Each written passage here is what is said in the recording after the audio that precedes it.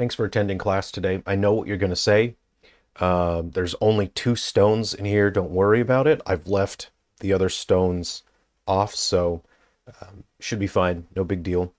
Today I wanted to discuss Ironheart, the Marvel show that consists of 6 episodes.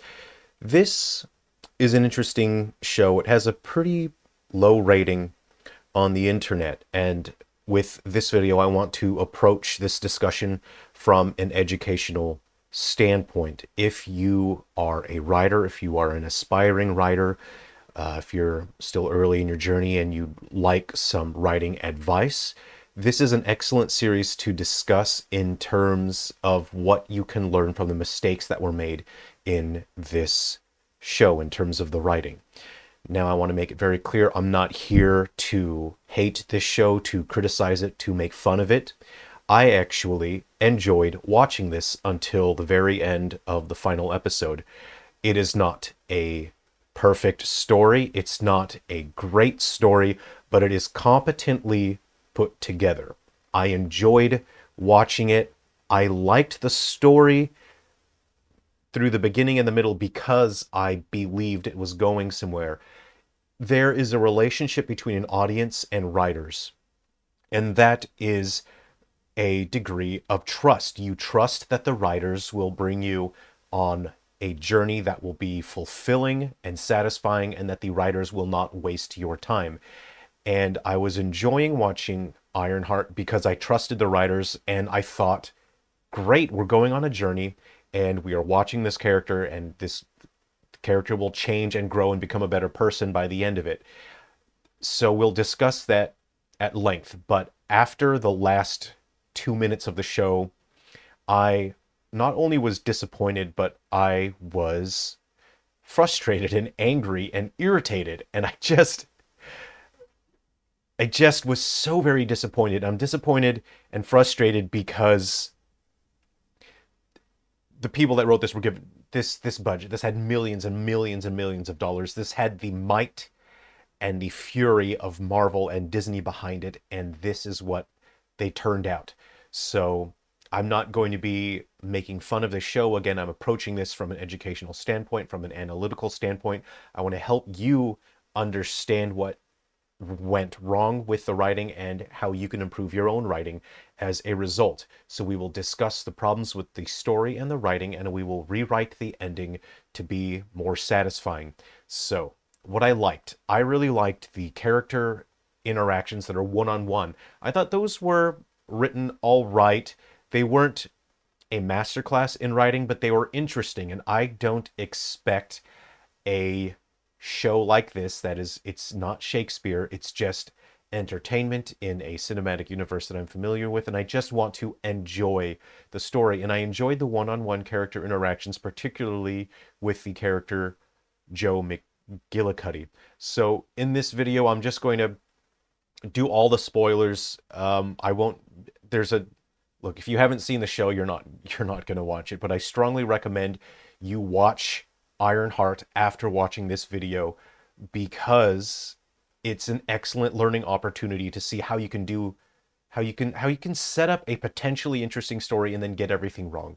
So I like the character interactions. I actually really like the special effects and the CGI. I'm a sucker for machines. I love mecha. I love robots. So seeing all the moving parts of the suit, it looked tangible. I really liked the pluckiness of the suit in that it wasn't, fabricated in a machine and it was perfect. It was this scrappy pile of garbage that was put together by the character Riri. And it genuinely felt like this character was a teenager just scrambling to put resources together to make a suit. I liked that it felt like this character was on a journey to grow and become better. The character of Riri Williams is presented as a flawed protagonist who is naive and a bit arrogant, overly confident. She is self-centered, and she does not consider the consequences of her actions. She does not ever consider how something she does can negatively affect other people and how other people will have to pay for her bad decisions. And I liked that because it's interesting watching a character continually make bad decision after bad decision, and you were thinking, why are you making such bad decisions? And it is supposed to be interesting to learn why this character is making this bad decisions, and how is this character going to learn from her mistakes and become a better person and grow and be stronger because of that. I really liked the Natalie AI. This is an AI that accidentally got designed after Riri's best friend who died during the exposition of the story during a drive-by shooting. Riri is fixated on the death of her friend. She's having a difficult time grieving and processing that, and because of her grief, her AI that is scanning her brain ends up building an AI persona based on her memories of her best friend Natalie, and it was very interesting and it was well executed. I really enjoyed that part of the story. And my favorite part of the show was the character Joe McKillicuddy, who is revealed to be Ezekiel Stain. His character is not only written in an interesting way, he has a beginning, a middle, and an end, and he is written and performed in such a compelling way that I cared about that character and I did not want to see anything bad happen to that character. Now, that is the intended effect that writers should have for characters that are sympathetic. We want the audience, as writers, we want the audience to care about these characters, and that was done competently with Ezekiel Stain, because throughout the show I was thinking, I'm rooting for this guy. I want this guy to succeed. I don't want anything bad to happen to him, but I did not feel that way about other characters in the show. And that just comes down to the writing, and the performances for a number of the characters were just not what this show needed. I'm not here to criticize or make fun of people, but I will say that there were performances that I think were not directed well. I think these people are competent, but they were not. I think the direction for this was wrong.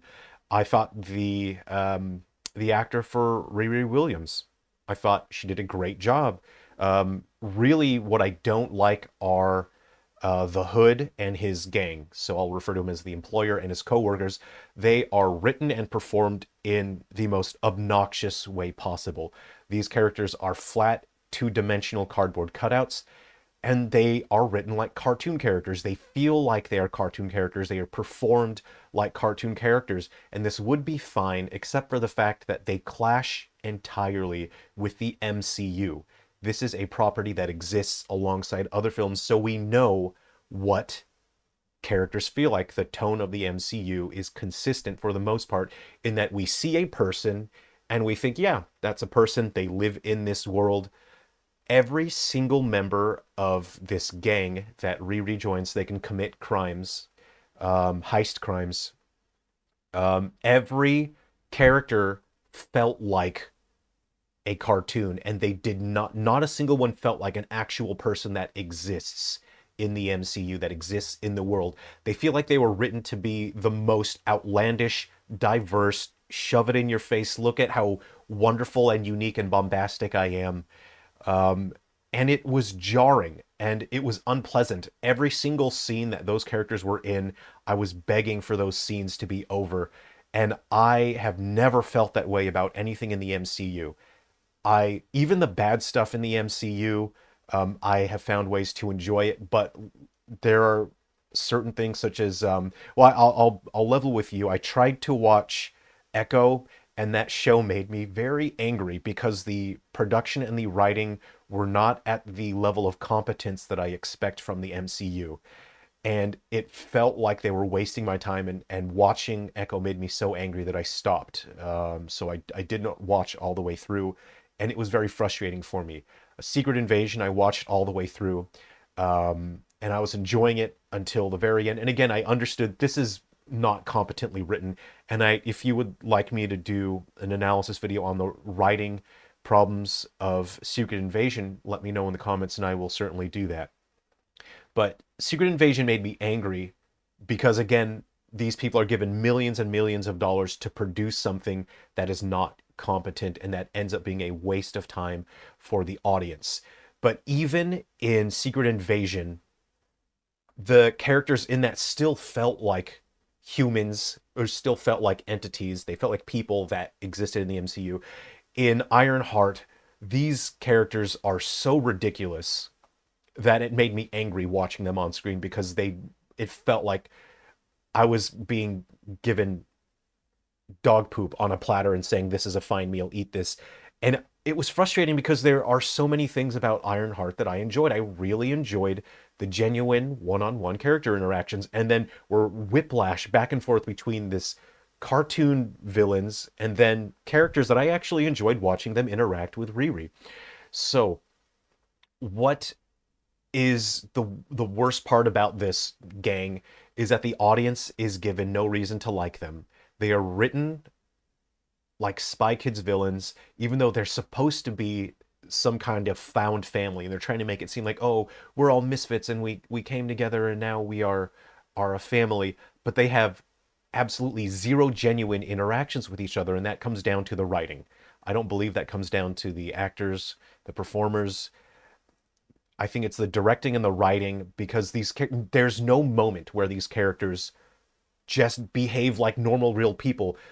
Every single time we see them on screen, it's, heh heh heh heh, we're gonna go on this heist. We're gonna steal this thing. I'm gonna use my unique abilities. My unique abilities is throwing bombs. Heh heh heh heh. And then this character's doing this sort of, they look stupid. Okay, the costuming is obnoxious and stupid, and their performances are, it's like everyone's trying to be the Joker. Um, so the worst part is that none of these gang members have the employees. Okay, none of them have any actual relationship to Parker, who is their boss, who is the Hood, and he has magic powers, and he brought them together, and he keeps saying, "Oh, I found you, and you were nothing, and now we're a family." This and that. None of them have any actual relationship to Parker. No one ever sits down and says, hey, you know, let's go and play PlayStation 5. Let's go play some Fortnite or something. There's no moment where we see them behave like actual people, and that is damning for a story that is supposed to be based on characters that we're meant to feel like these are people. So that's a huge problem, is not having moments where these characters can feel like actual people. So Ironheart is the story of a young woman who makes bad decisions without thinking of the consequences or the negative impact that she has on other people. And I actually like this. I've seen so many videos online of people saying, oh, she's a bad person, this is a villain, terrible show, name calling and this and that. You're absolutely, you're justified in however you want to feel, however you want to talk about media. Absolutely, you're justified. I actually liked that aspect of Riri, because it felt like they were showing us this is a person who is flawed and she is on a journey to become better. So she's making bad decisions over and over again, and we are led to wonder why. Why is she making bad decisions? And we are shown that she is motivated and driven by grief, which affects her decision-making process. And I enjoyed that. I really connected with that on a personal level, because over the past 12 months, I've lost 3 friends. Two friends died last year, and then just recently this month, a friend of mine died, and it's always difficult to have to process that. It changes your perspective, and with my first 2 friends that died last year, it left me with a significant amount of guilt, and I understood this is basically going to change the way that I interact with other people. It's going to change the way that I make decisions with my life. But I knew that whatever change comes from having to process this grief, I have to make sure I guide that change so that it is positive, so that I don't end up becoming a worse person, so that I don't make bad decisions because of my grief. And so this story connected me on that level, especially because I had a friend that just died, and I'm just waiting for his funeral. And so I probably enjoyed this story more than a lot of other people would have, probably because it just happened to connect with me in that way. This story is meant to tell about Riri's journey of accepting that she has a bad attitude, because we've seen she does have a bad attitude. She's arrogant and selfish, She blames other people. She blames other things for her circumstances. She makes bad decisions, and then other people have to pay for her bad decisions. There are consequences for that. And she's going around kind of doing whatever she wants, not paying attention to the consequences of her actions. So she does so many things that she does not have to do. She feels compelled to do it. And in a story like this, Riri is meant to grow and she's meant to change because of the story. And so for me, the beginning and the middle was quite enjoyable. I enjoyed that, except we get to the very end of the story and she does not grow and she does not change as a result of the story. So let's just quantify her actions here. Because of her actions, she gets kicked out of her school by selling homework to students, which is results, it's plagiarism. She makes a new friend named Joe, which is quite wholesome, and it's fun to watch that. I really enjoyed that. Who is Ezekiel Stain? She makes friends with Ezekiel Stain, but he ends up taking the blame for her heist crime, and he goes to jail because of her, entirely because of her unnecessary and reckless and stupid decisions. Riri is obsessed with analyzing the powers of her employer's wonderful magical cloak. And she gets one of her co-workers killed because she is obsessed with analyzing the cloak. She could have saved him, but she did not. She pushes her employer over the edge psychologically, and she makes him fire all of his employees. So now all these people that felt like, they were together and out, whatever. Riri puts the lives of her mother and her friend at risk because of inciting the revenge from her employer. Riri, her new friend Ezekiel Stain, gets cybernetic enhancements, which are then hijacked by the employer who has the wonderful magical cloak, and of course that's Riri's fault. And then Riri loses her AI because she wants to make a wonderful magical suit of armor so that she can fight her former employer who has the wonderful magical cloak. So those are basically all the things that have gone wrong because of her. And people say, oh, this is a story where Riri's getting dragged through the plot and she's not she's not driving the plot forward. She is driving the plot forward in that she's making very bad decisions, and all of these things result because of that. There's a line that Riri says multiple times throughout the show. She says, because I could. People say, why did you do this? Because I could. Why did you build a suit of armor? Because I could. But it's delivered in a nuanced way to where we know that she's hiding something and that there is something more to her answer. She just doesn't want to say what the answer is. And later on in the story, we learn that that's just a mask that she's putting on so she doesn't have to tell people the truth, and that she's because of the death of her best friend and her stepfather from the drive-by shooting, she wants to be able to protect them. So she's saying, I want to build a suit so I can protect my family and my friends. I want to protect the people I care about. The problem is that by the second episode, she already has a suit. It seems functional. She has an extremely advanced AI. She's able to fight, fly, shoot energy beams, whatever. And then there's no motivation because she says, oh, I'm doing these crimes because I need money to build a suit. But she already has a suit. She's got a source of parts from Ezekiel Stain, who's supplying her with parts because she befriended him.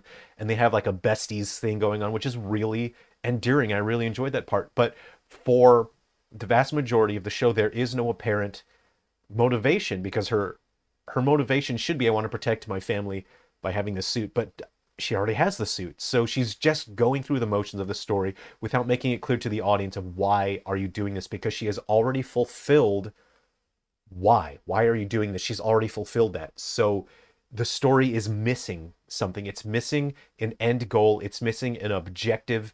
It is missing an overlooming threat, which is very frustrating because by the middle of the show, I was rooting more for Ezekiel Stain. I wanted to watch this character more because he had a more clear objective and a threat to him, and the threat was Riri, unfortunately, which was fascinating. That's interesting to me because they become friends, and even though she is a positive force in his life, she's also a negative force in his life, and that is fascinating to me. And I don't think the writers meant that on purpose. I don't think these writers consider the duality of that character relationship, because nowhere else in this script is that kind of complexity present.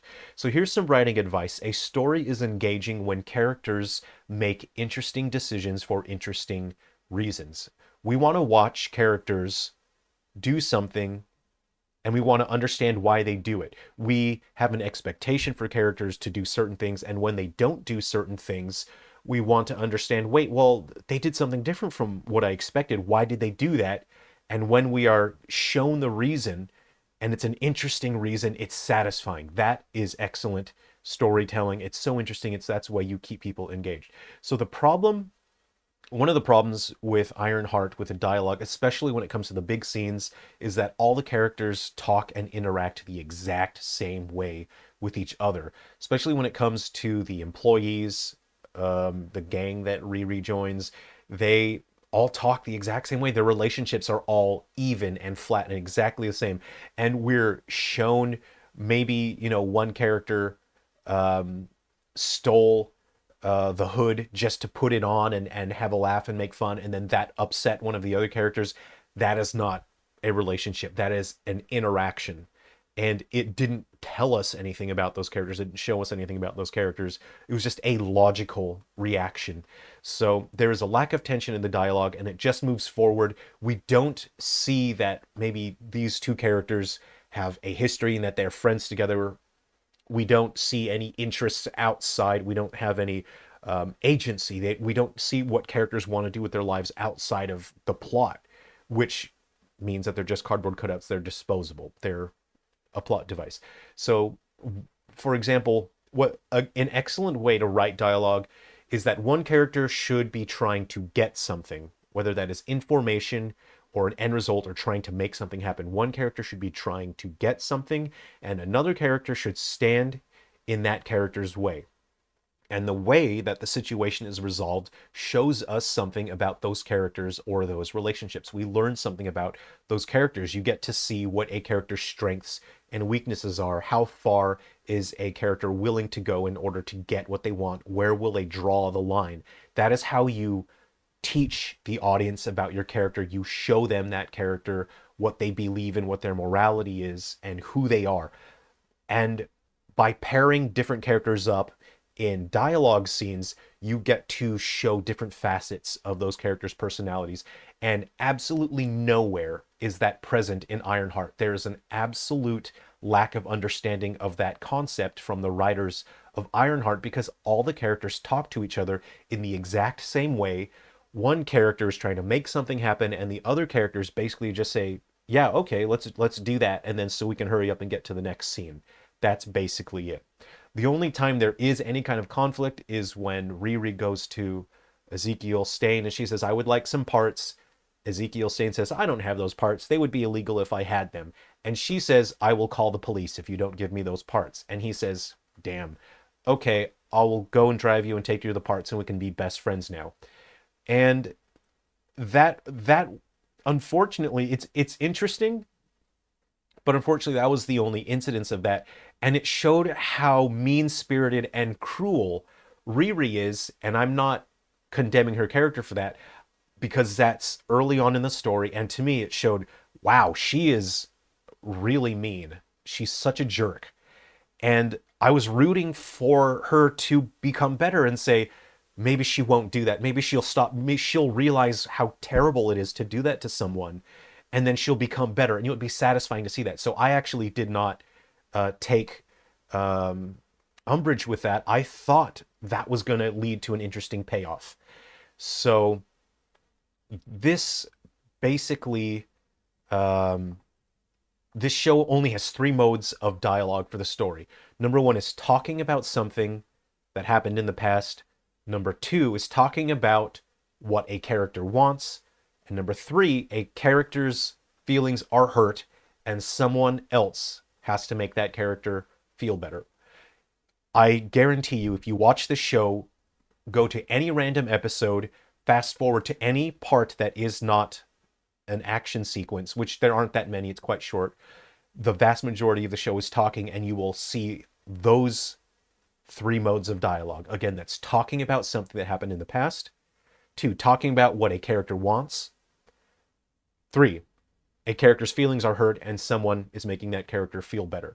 There are so many scenes where Riri is just, my feelings are hurt. I feel so sad right now. And another character goes, here's how to feel better. And then by the end of that scene, the character goes, I feel better now. Thank you.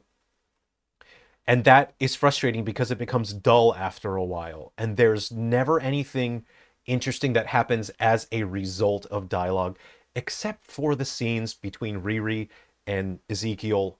They're fun. They're interesting. I really enjoyed those.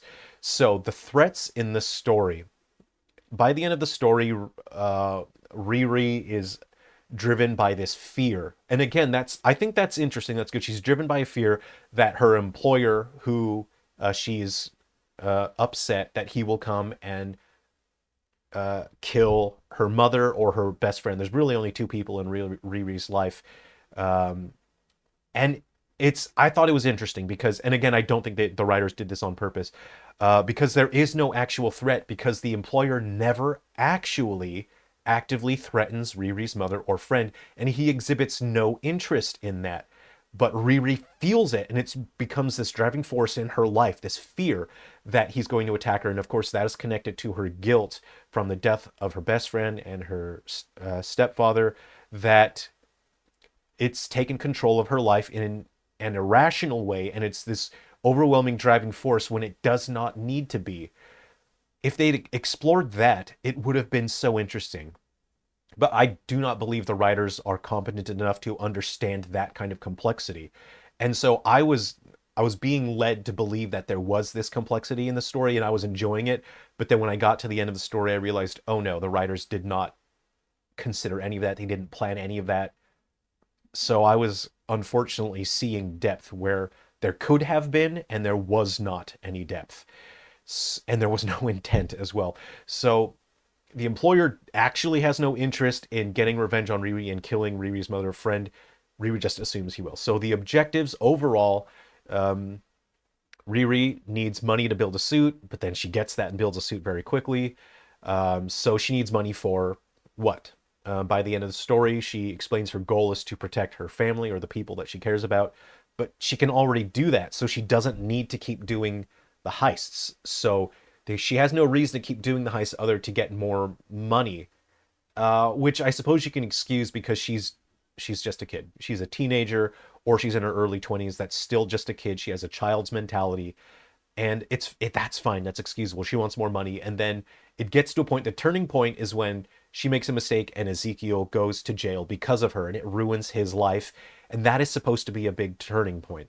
Okay, so Riri gets to a point where her actions result in the death of the employer's cousin, and she becomes afraid because she says she cannot fight a magic cloak. But why not? Why can't she fight a magical cloak? We have been shown that the cloak is not that powerful. The powers of the cloak are, it can turn the user invisible, which is a Harry Potter thing, and the user can control bullets shot out of a gun and make them curve. So it's the Yaka arrow from Yondu. So these are powers that already belong to other characters, or Ghost. Ghost can turn invisible. And that's it. The cloak is not shown to make someone powerful or omniscient or anything like that. It's very simple. Riri has only seen the cloak in action once, and how Parker used the cloak, that's the employer, how Parker used the cloak was to shoot a security guard in the shoulder. He did not kill the security guard. He could have. All he did was shoot him in the shoulder, and Riri overreacts by saying, oh, he's going to murder my mom and my best friend. So the explanation here is that Riri is not thinking straight because she's driven by guilt. That is the explanation that we're supposed to be given. You have to interpolate that pretty hard. In the last episode, the AI Natalie is deleted as a result of infusing the new Ironheart suit with magic, because we're told that, oh, to use magic, there's always a price. There's this whole situation where Riri goes to her mother. She's exhausted, exasperated. She says to her mother, Riri finally accepts, I can't do this on my own. Mom, I need help. Can you help me with your magic? And she knows that her mom is into, I wouldn't say, not real magic, but sort of the superstitious, here's some healing crystals, here's some incense, and Riri's so exhausted that she goes to her mom and says, "Can you help me? Let's do that." And instead of leaning into what the mother's hobbies and beliefs are, the mother takes her to an actual sorcerer who actually has magic powers, which I was shocked. I was suffering shock when that happened because I thought, what the pardon my French, what the hell is happening in the show? Because I was on board and suddenly it flipped to 180 and it felt like the show had just shifted genres and suddenly it was not a show about Riri and her abilities and her decision making. So all of a sudden there's magic users involved with the story, in a whiplash kind of way. So the logical conclusion is that Riri accepts and understands the reasons behind her guilt. She didn't do anything to help her stepfather and her best friend when they got shot. She was just a small child, so what do you expect? But she still feels the guilt, and I can understand that. That's a normal part of loss. And so Riri chooses to what it would we're led to believe the logical conclusion should be that as a result of the events of the story, Riri chooses to respond to her past in a healthier way and make better decisions. The problem is that she does not. In the very climax of the show, Riri rushes in to instigate a fight with her former employer. She defeats him very easily. Then she makes a deal with the devil to revive her dead friend. So what the conclusion of the story tells us is that Riri, she has not learned anything as a result of the story. She has, the events of the story, she has not become a better person. We're given no evidence to show us that she has learned from being crappy and other people having to pay for her bad decisions. She has not become a better person. She has not processed her grief because she just sacrificed her soul to wish her friend back to life, and she has not started to make better decisions. In fact, she is making even worse decisions that she did in the beginning of the story. So there is no validated character arc. We have to extrapolate and fill in with headcanon that she has had growth and she has had a character arc because that is what we expect. So this story frustrates me. It left me so irritated because I was enjoying it, and it would have been so easy to not have it end in such a disastrous way. This is a complete and utter disaster. This is the worst ending to any Marvel story in the MCU by far, and it is not even close. This is an abject disaster. And I'm trying to maintain my composure here because I don't really want to let on how much this aggravates me. This Trying to remain professional here so I can be helpful. This was so frustrating. So I'm going to offer some rewrites just to the end of the story so that it ends in a more satisfying and logical way that doesn't spit on the user and waste the viewer's time. So here are the changes. Number one, these are not numbered. I don't know why I said number one. So firstly, Ezekiel must know about the Natalie AI. He currently in the story does not know about her, so in order for this ending to work, it would be easy while the besties are hanging out for Riri to go, "Hey, check out this AI I made," and Zeke would go, "No way, wow." And then this helps Zeke gain a sense of respect for Riri that she was able to create this AI, goes, "Wow, that is, wow. I want to be like you. I want to make things. I want to be like you." And that would make their relationship stronger. Next, the Hood, Parker, should actually threaten Riri's mother and best friend by doing something small, by appearing outside of their apartments, by showing that he knows where they live, by just standing there, by suddenly appearing, wearing the hood, and then going invisible and making his presence known. That makes the threat tangible and it adds urgency to the end of the story. Next, remove all of the magic. Do not bring these sorcerers in at all. Going to this candy shop and introducing these sorcerers in a wacky and whimsical way was so jarring that it broke the immersion for me. Remove all of that. Do not bring any of that in. So here's how we rewrite the story. When Riri is exasperated, she can't figure out how to destroy the cloak. Riri goes to her mother. She asks for help. She's like, "I can't do it." And she says defeatedly, "Mom, I don't know, can you just do your magic thing?" And obviously Riri does not believe in magic. She's made it clear she just wants some help from her mother. And so as a result, we don't go to the magic shop. We don't meet an actual sorcerer. Instead, in this rewrite, this moment is about Riri learning more about her mother's interests and hobbies and reconnecting, even though it's about magic candles and crystals.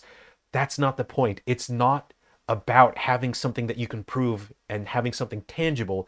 It's about having faith and believing in something. And that is something that Riri has been missing her entire life. And by sharing this reconnection with her mother, she learns to have faith.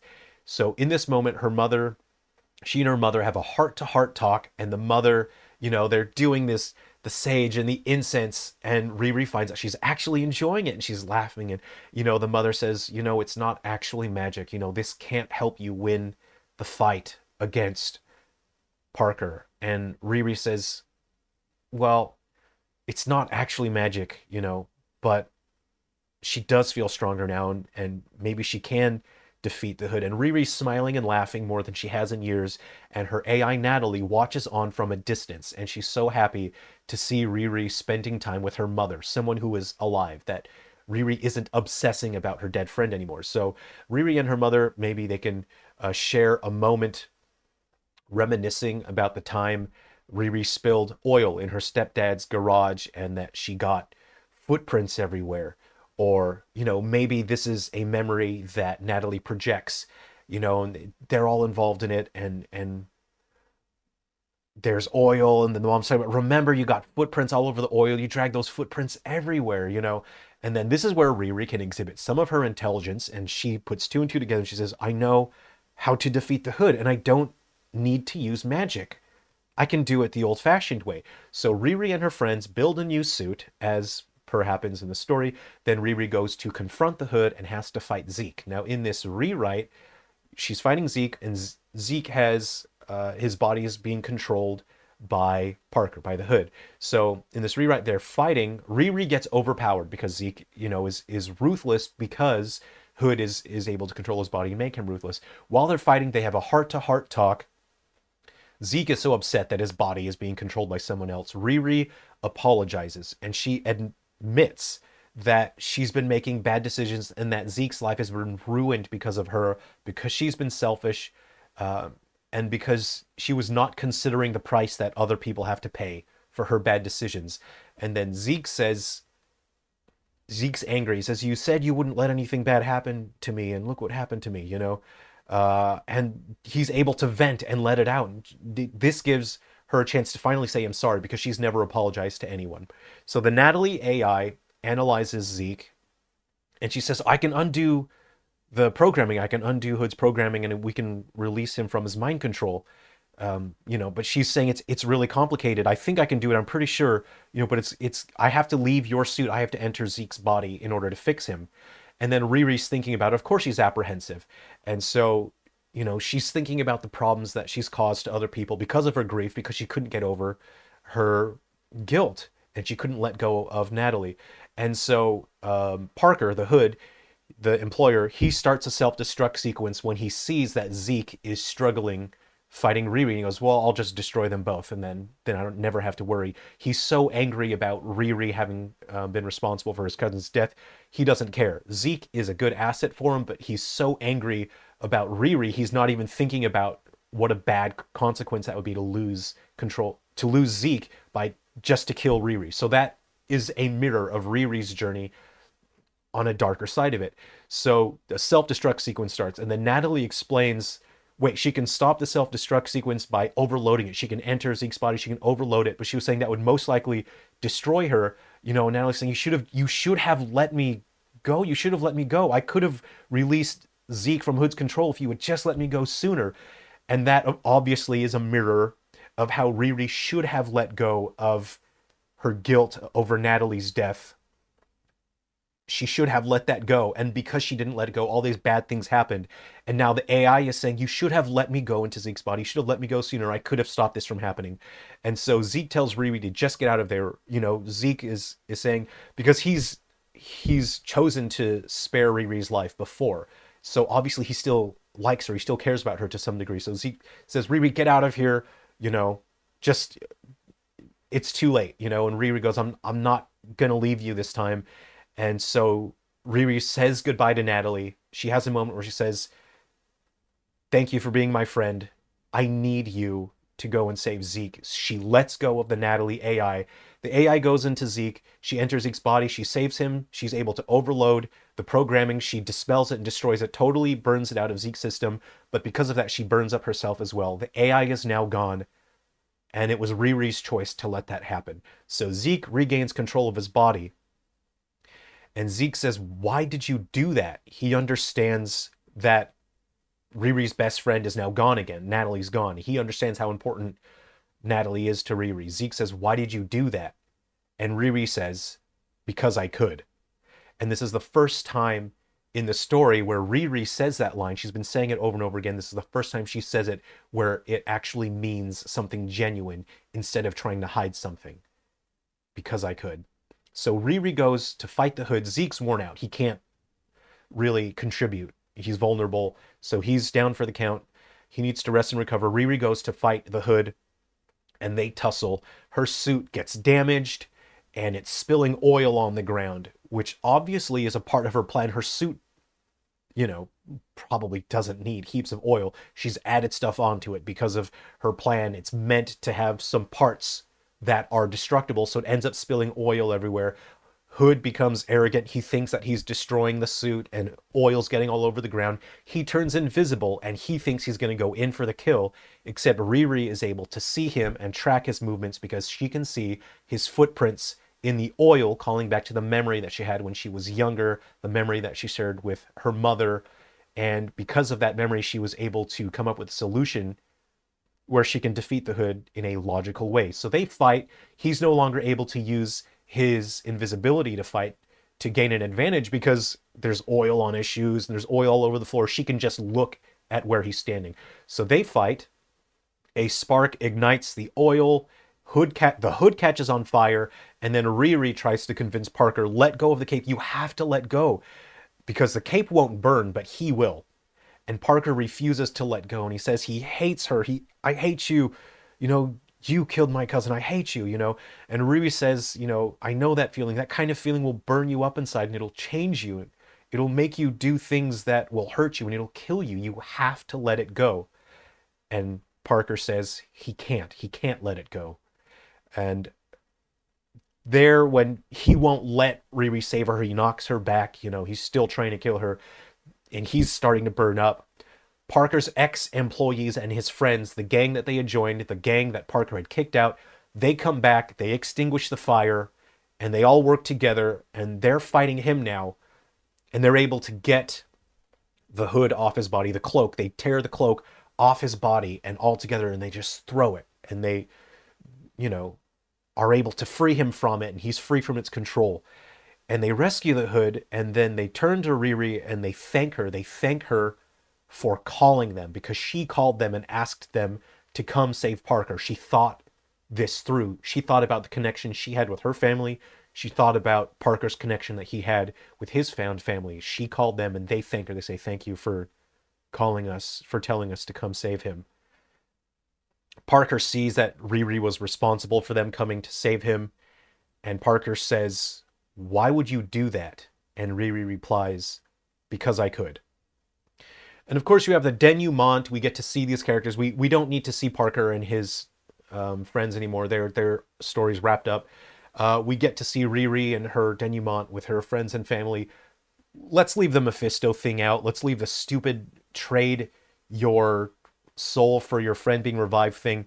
This is a one and done story. That's it. Riri has had a significant character growth, a change of heart. She's become a better person because of the events of the story. And then we get to see Riri put into a position that tests her resolve, that tests her change and her growth. We get to see, will Riri now make the same mistakes? Will she keep making the same bad decisions that she was making earlier in the story? And from the climax of the story, we get to see, no, she is no longer making bad decisions. She has changed. She has grown as a person. She is now a better person and a stronger person.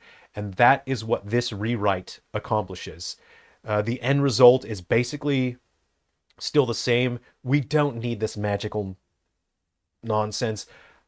whatever the MCU wants to do, I want to watch and see, but there is a significant degree of skepticism from me now because of writing like this, because of the writing we see in Echo and Secret Invasion. They're so frustrating. But this is my rewrite of the end of Ironheart. If this had been the ending, I would rate this show positively. I think I would have enjoyed this story because we get to see a fulfilling and satisfying character arc. So what did you think of the show? Did you like or dislike the show? And what did you think of this rewrite? Did you like or dislike it? And I hope that this has been helpful to you. If you're interested in writing, in becoming a writer and improving your craft, I recommend watching Ironheart from an educational standpoint with this video in mind and considering the points that I've made and looking for the mistakes that the writers have made and looking for the areas where they could have done better, where they could have written better. Thanks very much for spending some time with me. This has been a long video. I hope you've enjoyed it. Please take care of yourselves. Be well. And I don't know what story we'll cover next time, but I don't know. We'll wing it. Okay. Take care.